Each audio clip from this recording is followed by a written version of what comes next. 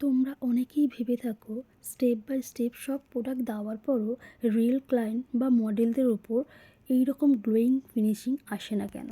প্রথমে আপকামিং ব্রাইডদের উদ্দেশ্যে কিছু কথা বলবো যারা এই রকমই গ্লোয়িং ফেস চাও। বিয়ের বেশ কিছুদিন আগে থেকে বিয়ের ডেট পর্যন্ত একটা স্কিন প্রিপারেশন নেওয়া উচিত ব্রাইডকে। যেমন ফেসিয়াল হেয়ার রিমুভ করা, 2 থেকে 3টে ফেসিয়াল নেওয়া এবং রোজ রাতে ঘুমোতে যাওয়ার আগে সিটিএম করা। তোমার স্কিন যদি অলরেডি ভালো থাকে তোমার মেকআপের গ্লো এমনিই আসবে।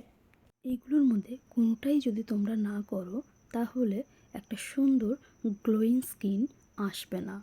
এছাড়াও যেটা আমাদের স্কিনে বেশি প্রয়োজন সেটা হলো হাইড্রেশন। তার জন্য জল খেতে হবে প্রচুর পরিমাণে নিয়মিত। স্কিনের মধ্যে যদি হাইড্রেশন নাই থাকে, এক্সেস ড্রাই থাকে, তাহলে কোনো রকমভাবেই পসিবল না এই রকম গ্লোয়িং স্কিন এনে দেওয়া। এবার আসি কিছু মেকআপ আর্টিস্টদের উদ্দেশ্যে। সঠিক টেকনিক জানা না থাকলে এমন গ্লোয়িং ফেস কখনোই আসবে না।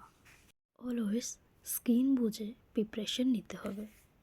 তোমরাও এই টেকনিকগুলো মেনে চলো, অবশ্যই তোমাদেরও মেকআপ এমনভাবেই গ্লো করবে। এর সাথে বলে রাখি 2024-25-এ ব্রাইডাল বুকিং স্টার্ট হয়ে গেছে। তোমরা যারা চাইছো তোমাদের স্পেশাল ডেটা আরও স্পেশাল করতে, তবে স্ক্রিনে দেওয়া নম্বরে যোগাযোগ করতে পারো। আর তোমরা কোথা থেকে আমার এই ভিডিওটা দেখছো অবশ্যই কমেন্টে জানিও।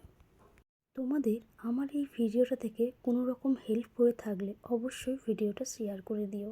ইনি আমার 27শে নভেম্বরের রিয়েল ক্লায়েন্টের ইচ্ছে অনুযায়ী পুরো লুকটা ক্রিয়েট করা হয়েছে।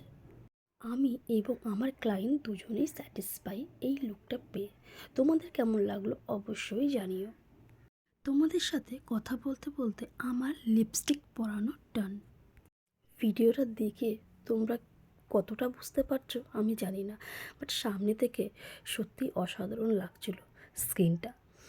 তাই আমার ক্লায়েন্ট বারবার ক্যামেরার দিকে দেখছে আর বলছে, দিদি তুমি দারুণ এনেছো লুকটা। আমার ক্লায়েন্টের তো ভালোই লেগেছে, এবার তোমাদের কমেন্টে আশায় রইল।